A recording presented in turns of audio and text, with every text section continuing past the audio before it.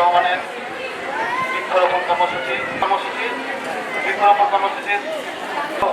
কৃতজ্ঞতা প্রকাশ করছি। আজকে বৃষ্টিতে ভিজে গাছ বিতরণ অনুষ্ঠানে আমাদের গাছ পরিবেশের ভারসাম্য বজায় হবে এবং তা পরিচর্যা করলে ইনশাআল্লাহ বাংলাদেশ সবুজ সুন্দর অভয়ারণ্যে পরিণত হবে।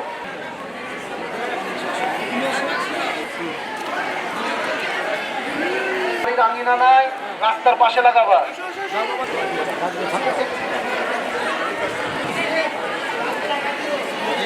আসো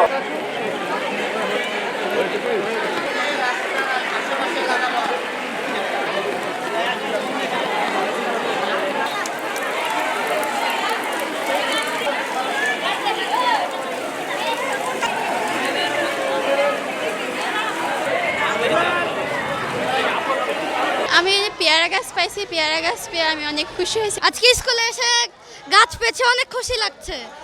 আসলে ব্যাপারটা বলাই যাচ্ছে না, কি খুশি লাগছে। আলহামদুলিল্লাহ, গাছ পেয়ে অনেক ভালো লাগছে। আপনারা জানেন আমাদের মাননীয় চেয়ারম্যান জনাব তারেক রহমান, বাংলাদেশের প্রধানমন্ত্রী, তিনি 5 বছরে প্রায় 25 কোটি গাছ বৃক্ষরোপণ সারা বাংলাদেশে করবে, এটার নির্দেশনা আমাদেরকে দিয়েছে। তা প্রতি বছরে 5 কোটি করে যদি আমরা গাছ লাগাতে পারি তাহলে ইনশাল্লাহ বাংলাদেশে সুন্দর অভয় নগরী হয়ে গড়ে উঠবে রাজশাহী শহর। আমরা আজকে প্রায় পাইলট উচ্চ বিদ্যালয়ে প্রায় 1000-এর মতো গাছ আমরা বিতরণ করেছি। বিভিন্ন জাতের গাছ, নিম গাছ থেকে শুরু করে পেয়ারা গাছ, অর্জুন গাছ, জাম গাছ, ডালিম গাছ, বিভিন্ন ফলের গাছগুলো আমরা বিতরণ করেছি সাধারণ ছাত্রছাত্রীদের হাতে।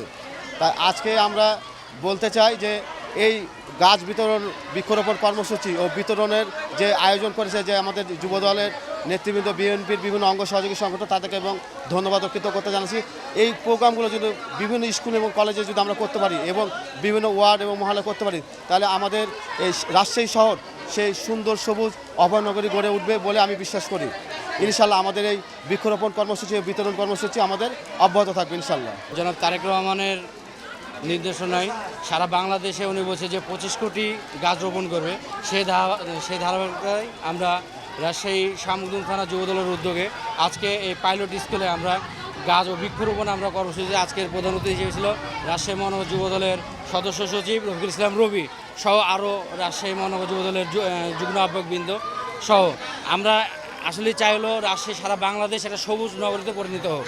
আজকে আমাদের দেশের যে আবহাওয়া নষ্ট হয়ে গেছে, ঋতু পরিবর্তন হচ্ছে, বর্ষাকালে বৃষ্টি না হয়ে গ্রীষ্মকালে বৃষ্টি হচ্ছে, এটার একটাই কারণ হলো আমরা আমাদের এই বাংলাদেশে প্রচুর পরিমাণে গাছ ছিল, যে গাছের কারণে আবহাওয়াটা সুন্দরভাবে আমরা ঋতু বইতে পারতাম। আজকে আপনার দেখেন রাজশাহীর কথাই ধরেন, রাজশাহীর এই রাস্তা নহটা থেকে একবারে রেলগেট পর্যন্ত একটা গাছও নাই যে মানুষ এই আরামে কোথাও বসবে, কোথাও আরাম করবে, এরকম কোনো গাছ নাই। গাছ কেটে সম্পূর্ণ নষ্ট করা হয়েছে। তাই আমি আবারও আমাদের প্রধানমন্ত্রী জনাব তারেক রহমানকে আগাম ধন্যবাদ জানাই এবং উনি যে উদ্যোগ নিয়েছেন এই উদ্যোগ অত্যন্ত দেশের জন্য, দেশের মানুষের জন্য অত্যন্ত ফলপ্রসূ উদ্যোগ এবং এর কারণে আমরা আমাদের দেশের আবহাওয়া, আমাদের দেশের জলবায়ু আমরা সমস্ত কিছু রক্ষা করতে পারবো।